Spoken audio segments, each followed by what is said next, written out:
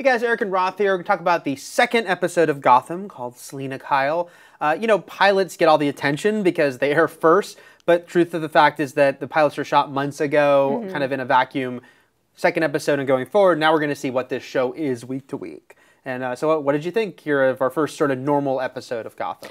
I thought it did better than the pilot did. And I think I'm starting to see the tone make a bit more sense now, or be more in line with what I think the tone should be. I think that Cobblepot, the Penguin, captures the tone for me. But there's a few other areas that still feel murky and feel like they haven't found their footing yet. I think they've kind of nailed, that's the strongest part of the show for me so far. Yeah, I think he's great. Robin Lord Taylor is great in this role. And this episode, he had a lot of fun material. Just to get this idea of this character who's very polite and tries to be very well spoken and present himself, and yet he's a psychopath who will kill you instantaneously. It's a really fun, interesting take on this character that I'm really enjoying. And the other thing I liked a lot in this episode was they started to visually kind of amp it up a bit. There were some skyline shots where they clearly tweaked it to make it look a little trippy, a little weird. Because, Gotham City has had extremely, really pushed incarnations. And then there's, the Nolan, it's Chicago. It's a city. And I did think the pilot of Gotham maybe leaned a little too heavily towards It's a City, especially after the promotional campaign showed the Zeppelins and stuff. So I liked that this episode started to be okay, it's a little weirder looking, a little more, it's not trying to be 100% realistic visually.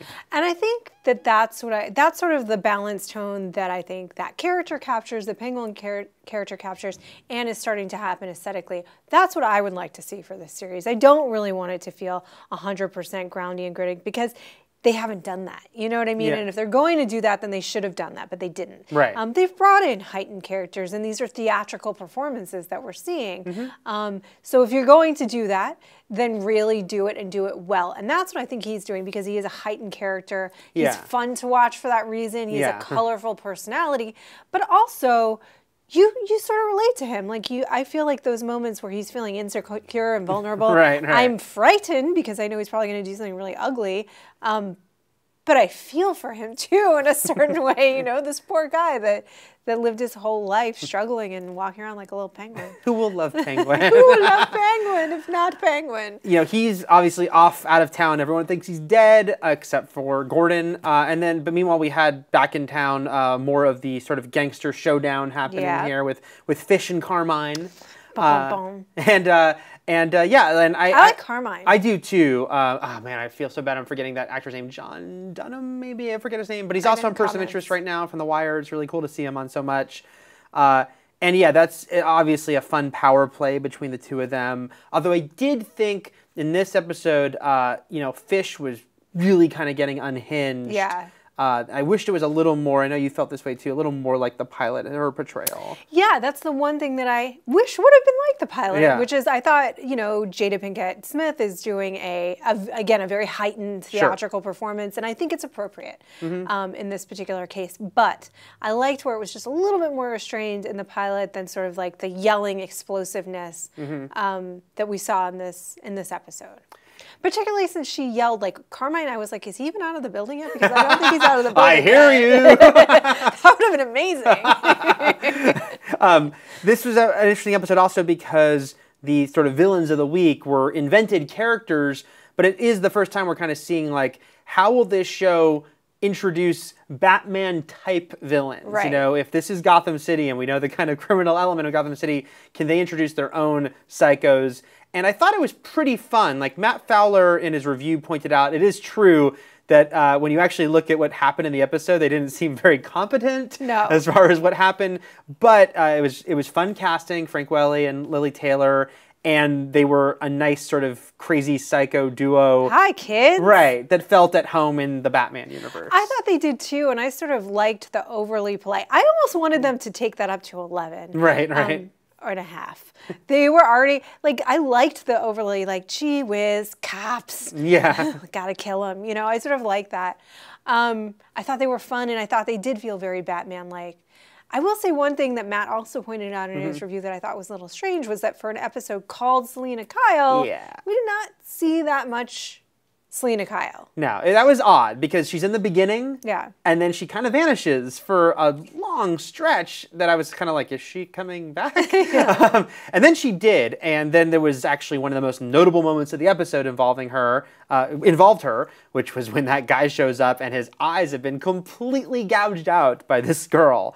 I thought that was a really cool kind of whoa moment, though I did think maybe they should have shown it because the Selena we see right after that is, you know, she's trying to hide and she's not freaking out, she's not panicking, but still she's kind of like trying to get away. And so it's kind of, you kind of want to get that connective tissue, no pun intended on that guy's eyes, to see that girl turn on that kind of violence, you know, because that's pretty intense that she could do that. Yeah, I agree. And I do think that we should have seen it. And I said this before that I wanted to see the feral cat. Yeah. And I don't care if I've made a bad pun. I did. Because I think this is the thing, and this is something I mentioned too, is like, I think that the show is trying to appeal to young kids. Yeah. They've got a couple of young kids in their leads, and they're hoping to tap into that audience and a broader audience. And that's a really tough balance to strike when you already have a tough balance to strike in your sort of like gritty but heightened tone. I mean, they're trying to do so many things at once.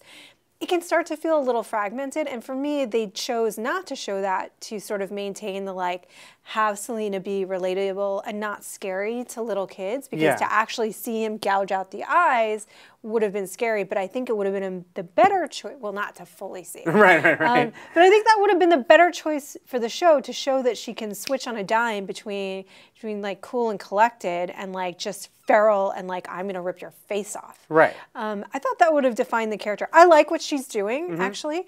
So I like what we've seen of her so far, but that was a color that we missed out on seeing. Yeah, because we see that she's, very street smart and she is super savvy. Yeah, and the fact that she would threaten the guy with, I'll say that you touched me, to get what she wants. It's like, okay, this girl like psychologically knows what she's doing, but that physical violence side is just a different facet of her that was kept off camera. But you want her to be like a cat, just a little bit completely unpredictable. Right. You know what I mean? Like nice. You know, you want her to feel that way a little bit. So hopefully we'll feel a little bit more of that in the future. What do you think of the Bullock Gordon stuff? What do you think about really the show is meant to be focused on Gordon, this episode, it did kind of feel sidelined. You know, I know there was a lot of sort of talk about, again, of sort of Gordon trying to be, hold up the virtue in a town with no virtue.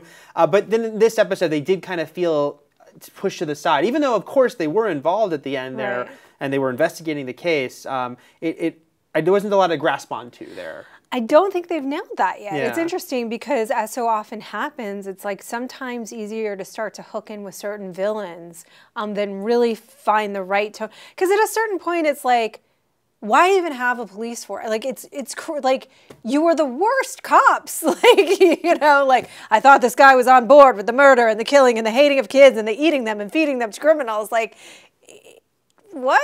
Like, is there anybody besides this one guy and his wife that are like in any way not morally reprehensible? Yeah, the GCPD seems, pretty hardcore. I mean, we got Montoya on the side and some other characters, but it seems like the center of it is just completely rotten to the core. And I get that that's what Gotham is, right? Like, it's rotten to the core, and that's why Batman has to rise. But we're getting there, people. We have to have somewhere to go. So I don't know. I'll be interested to see how they sort of nail that. But go ahead. Oh, no, I was just going to say, before we stop the end, though, I do want to bring up Alfred, because I know that you were particularly happy about that. I love Alfred. Yeah. I love Alfred. What do you guys think? Are you upset? Because I feel like this is a little different interpretation of Alfred, right? He's usually like so calm and together. What I love about this Alfred is that they're going for the badass Alfred. They're going for, but what's really cool about this is that he is obviously completely ill-equipped to raise a child. Right.